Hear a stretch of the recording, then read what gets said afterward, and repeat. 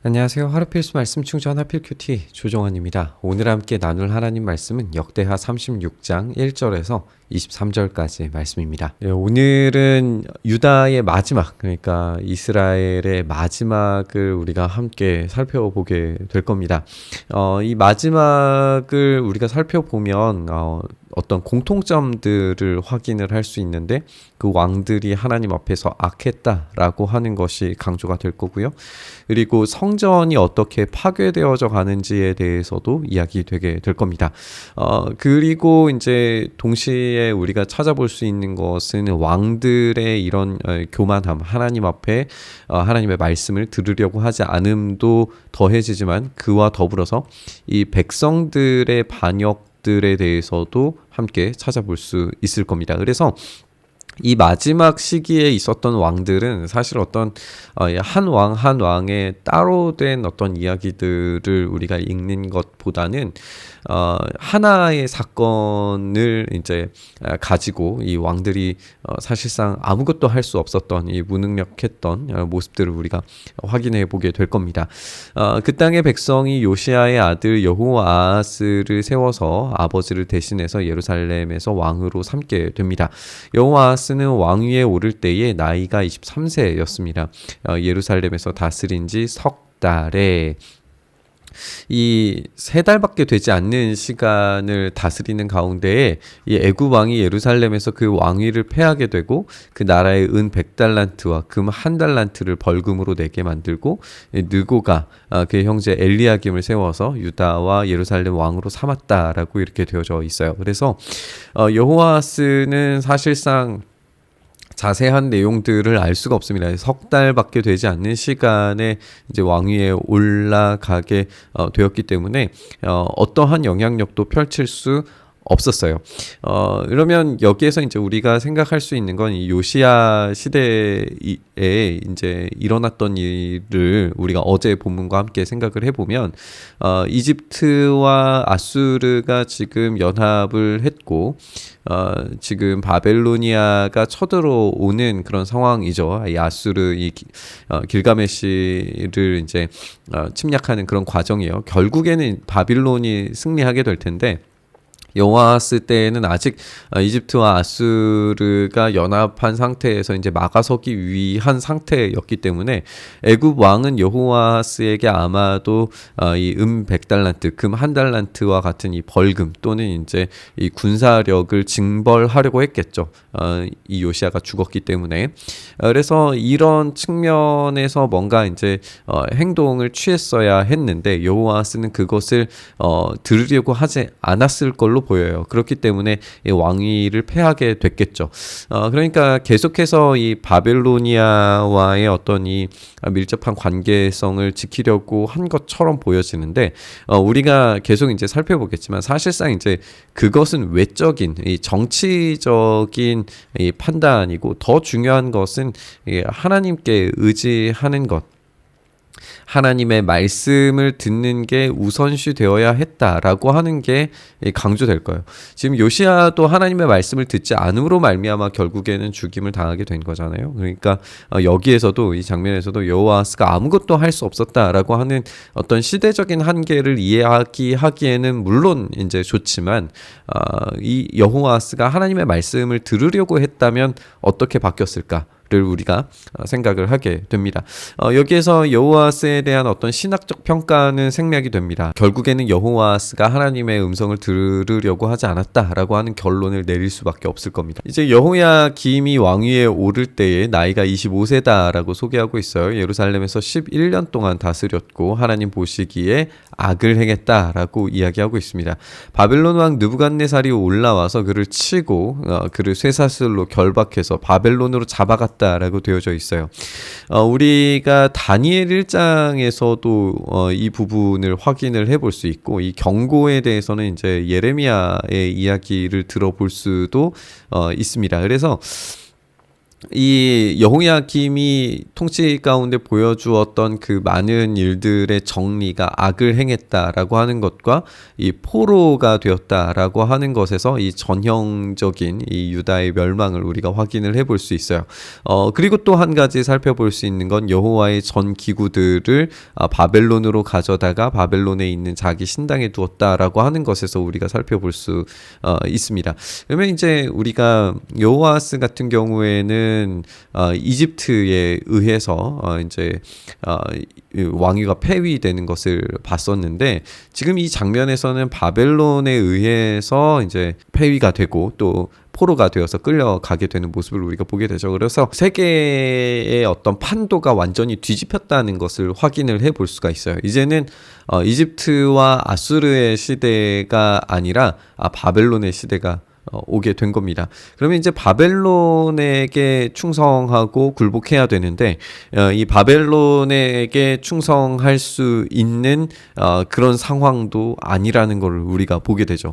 결국에는 우리가 여기에서 이 역대기 기자가 보여주고자 하는 게 무엇이냐, 어떤 세력과 정치적인 이 판단에 의해서 국가가 살아남을 수 있고 왕이 살아남을 수 있고 뭐 이런 이야기가 아닌 거죠. 결국에는 이 세계를 움직이시는 분은 하나님이십니다. 그러면 하나님의 말씀에 순종하고 하나님의 말씀에 굴복했을 때 어떤 세계사적 변화가 일어난다고 하더라도 결국 그 하나님께 온전히 순종하는 왕만이 살아남을 수 있을 거예요. 그렇지 못하다면 하나님께서 결국 심판하시고 포로로 끌려가게 만드시고 그들을 약속의 땅에서 추방하시겠다라고 하는 예레미야를 통하여서 말씀하신 것들이 이루어지게 되는 것을 경험하게 되는 거죠. 여호야김의 남은 사적과 그가 행한 모든 가증한 일들과 그에게 발견된 악행이 이스라엘과 유다 열왕기에 기록되었다라고 이야기하고 있어요. 여호야긴이 왕위에 오를 때에는 나이가 8세라고 소개하고 있어요. 우리가 열왕기를 참고해 보면은 이제 18세라고 소개가 되고 있습니다. 나이가 어리든지 아니면은 이제 18세든지 그 이제 나이와는 사실 이제 상관이 없을 것 같아요. 왜냐하면 8세라고 한다고 하더라도 우리는 요시야의 예를 찾아볼 수 있기 때문에 그래요. 요시야는 8세에도 그리고 주변의 환경이 매우 긴급하고 또 어려운 상황 가운데 놓여졌음에도 불구하고 하나님 앞에 회개하고 뉘우침으로 또 이 개혁을 통하여서 하나님의 도우심을 얻을 수 있었죠. 그렇기 때문에 여기에서 이제 8세라고 하는 이 나이가 언급이 되는 것은 아주 어떤 의도적인 장치처럼 보여지기도 합니다. 여호야긴이 8세에 요시야의 나이 때에 예루살렘에서 석 달 열흘 동안을 다스리게 돼요.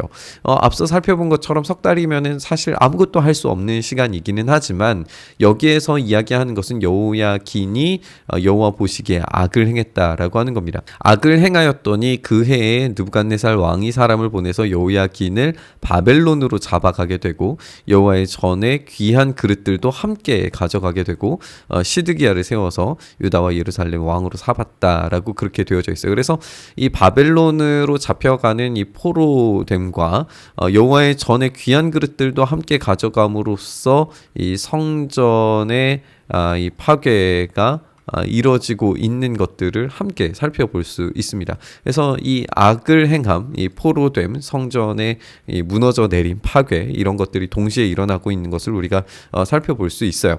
근데 우리가 이제 또 한 가지 생각을 해보게 되는 건 열왕기 마지막을 보면은 여호야긴이 포로가 된 지 37년 후에 석방이 되고 이 여호야긴을 통하여서 마치 이제 미래에 암시되는 하나님께서 다윗 왕조를 포기하지 않으셨다라고 하는 부분들을 우리가 확인을 할 수 있는데, 역대기에서는 왕에 대한 이 다윗 가문에 대한 것보다는 이 성전에 대한 관심으로 우리가 볼 수 있을 거예요. 그래서 이제 이 열왕기와 역대기가 이런 차이를 보여주지만 결국에는 성전과 다윗 왕조에 대한 이 기대, 이 소망 이런 것들이 함께 합쳐져서 하나님께서는 심판하심에도 불구하고 긍휼을 잊지 않으신다라고 하는 점을 우리가 확인해 볼 수 있습니다. 시드기야가 왕위에 오를 때의 나이가 21세라 예루살렘에서 11년 동안 다스리며 그의 하나님 보시기에 악을 행하고 선지자 예레미야가 여호와의 말씀으로 일러도 그 앞에서 겸손하지 아니하였으며, 겸손하지 않은 것은 결국에 듣지 않았다라고 하는 것을 보여주죠. 또한 느부갓네살 왕이 그를 그의 하나님을 가리켜서 맹세하게 하였으나, 그러니까 왕을 배반하고 목을 곧게 하며 마음을 완악하게 하여서 이스라엘 하나님 여호와께로 돌아오지 아니했다라고 되어져 있어요. 결국에는 그 이제 세력에 대한 끊임없는 이 선택들, 그리고 우유부단함들, 이런 것들을 우리가 이제 찾아볼 수 있죠. 우리가 아수르가 이제 멸망하고 이집트가 이제 이 고대 근동에 이제 바벨론을 맞설 수 있는 유일한 국가가 되었을 때, 이제 이스라엘이라고 하는 이 조그마한 나라가, 유다라고 하는 나라가 할 수 있는 그런 선택지가 그렇게 많지 않아요. 바벨론에 완전히 굴복을 하거나, 이제 아수르는 거의 망했으니까 이제 바벨론에 의해 이제 굴복하거나, 아니면은 아주 가까이에 있는 이 이집트에 어떤 손을 벌리거나, 그래서 여기에 어떤 갈등 관계가 생기거나, 이런 측면인데, 결국 유다는 이집트와 손을 잡게 되는 모습을 보게 돼요. 우리가 예레미야를 통하여서 이런 일들을 하지 말아라, 하나님께만 온전히 굴복해야 된다라고 하는 이야기를 끊임없이 듣지만 겸손하지 않습니다. 그 상황을 타개해 볼 수 있을 것으로 착각합니다. 어쩌면 지금 우리의 이 모습, 주변 국가들의 이 모습과 당시의 유다의 모습이 굉장히 유사해 보이죠. 조금 멀지만 최고 강대국, 그리고 가깝지만 어떤 2인자의 이 강대국의 그 싸움 사이에서 고래 싸움에 새우가 등 터지는 그런 모습을 유다가 보여주는데, 여기에서도 이제 우리가 계속 강조하지만 결국 이 시대적인 환경 가운데에서 살아남을 수 있는 유일한 방식은 하나님께 굴복하는 거예요. 어떤 이 국가를 선택해서 굴복하자는 게 아니라 하나님께 굴복하라는 거예요. 하나님의 말씀을 들으라는 거예요. 그 환경을, 그 내면을 새롭게 개혁해야 된다는 거예요. 우리가 앞서 살펴본 것처럼 8살이었던 18살이든지 8살이든지 여호야긴이 보여주려고 했던, 여호야긴의 이야기를 통해서 보여주려고 했던 요시야에 대한 암시들, 무엇이 달랐는가를 이제 보여주는 거잖아요. 요시야가 8살임에도 불구하고 하나님 앞에 개혁의 어떤 기치를 들고 하나님만을 온전히 순전하게 따랐을 때에 백성들이 여전히 변하지 않았어도 하나님께서 도움을 주신 것과 대비되게 여호야긴은 결국에 포로로 끌려가죠. 그럼 시드기야는 훨씬 더 많은 일을 할 수 있었을 거란 말이에요. 11년 동안 다스린 이 기간 동안에. 근데 그런 것들을 하지 않고 여전히 이 세속적인 싸움 안에서 뭔가를 해결책을 찾아보려고 했을 때 이 듣지 않는 왕의 결말이 얼마나 비참한가를 우리가 살펴보게 됩니다. 우리가 아까 이야기한 것처럼 이 시드기야 개인의 문제는 사실 아닙니다. 시드기야의 문제가 이제 백성들에게도 만연하게 흘러갔다라고 평가를 할 수는 있겠지만 시드기야만의 문제는 아니었어요. 요시야 시대 때도 우리가 함께 지적했던 것처럼 왕은 하나님 앞에 거룩하려고 하는데 백성들이 과연 정말 하나님 앞에 돌아왔는가라고 하는 질문에서 그렇지 못하다라고 하는 평가를 예레미야를 통하여서 우리가 살펴봤었잖아요. 마찬가지로 지금 시드기야가 하나님 앞에 반역한 것처럼 모든 제사장들의 우두머리들과 백성들도 크게 범죄합니다. 이방 모든 가증한 일을 따라서 여호와께서 예루살렘에 거룩하게 하신 그 전을 더럽히고 조상들의 하나님 여호와께서 그 백성들과 함께 거하시는 곳을 아끼사 부지런히 그의 사신들을 백성에게 보내셔서 이르셨으나, 하나님께서는 끊임없이 말씀하세요. 말씀하셨는데 이스라엘 백성들이 듣지 않는 거죠. 그의 백성이 하나님의 사신들을 비웃고 그 말씀을 멸시하며 그의 선지자들을 욕하여 하나님의 진노를 그의 백성에게 미치게 하여 회복할 수 없게 하였으므로 하나님께서 갈대아 왕의 손에 그들을 다 넘기시게 됩니다. 여기에서 굉장히 끔찍한 장면들을 우리가 살펴보게 돼요. 성전에서 칼로 청년들을 죽이며 청년 남녀와 노인과 병약한 사람들을 긍휼히 여기지 않습니다. 지금 하나님께서 갈대아 왕의 손에 그들을 다 넘기셨다라고 하는 점을 우리가 주의 깊게 생각을 해봐야 돼요. 성전은 원래 하나님께서 함께 하시는 공간입니다.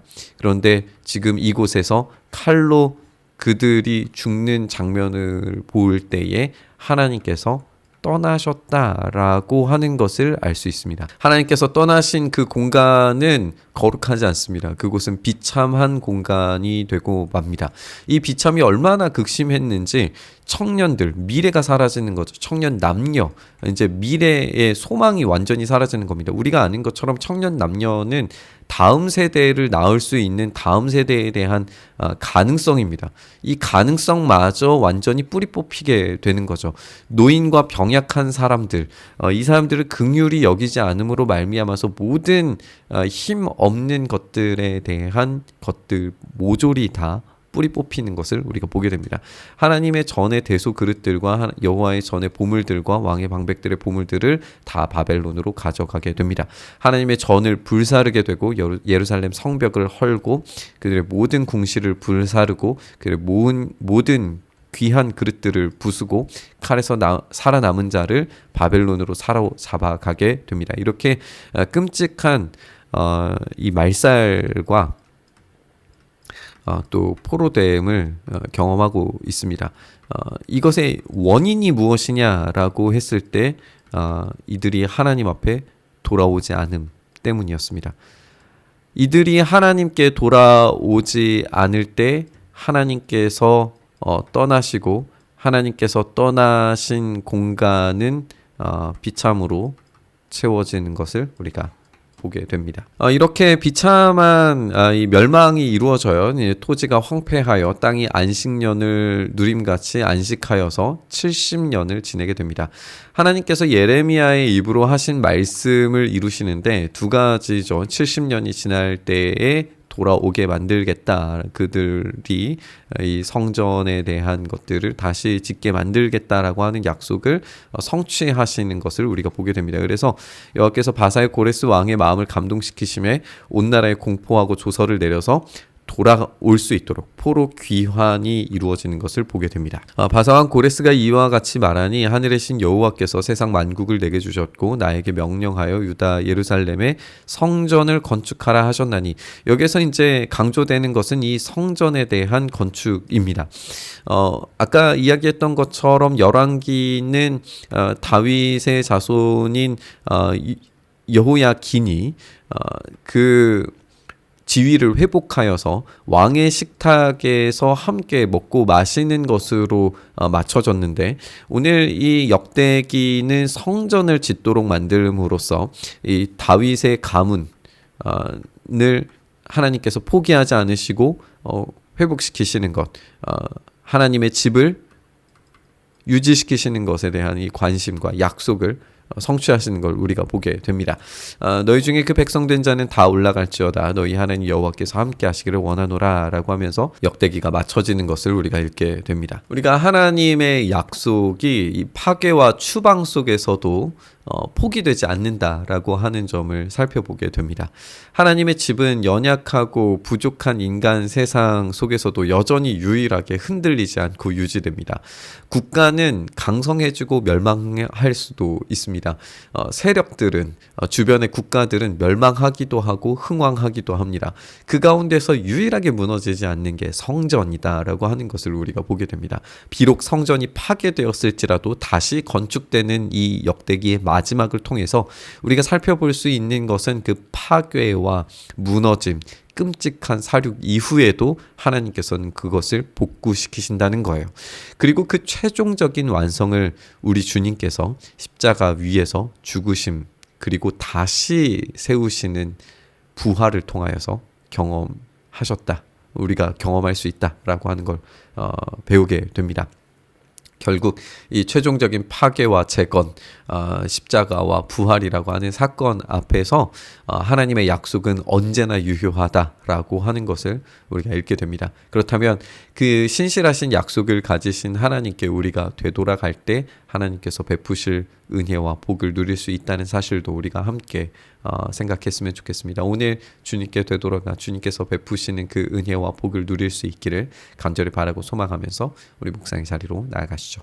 주님, 그렇게 우리의 삶을 만지시고 붙들어 주시고 온전케 하시고 회복시키셔서 주님의 능력으로, 주님의 일하심으로 무너진 삶조차도 다시 일으키시는 주님의 능력으로 우리를 만져주시길 간절히 바라고 소망합니다. 그렇게 우리에게 일하셔서 주님의 통치와 일하심 속에 우리의 삶이 있게 하여 주시옵소서. 우리를 다시 살려 주시옵소서. 그 은혜 더하시기를 간절히 바라고 소망하며 우리 주님 예수님 이름으로 기도드리옵나이다. 아멘.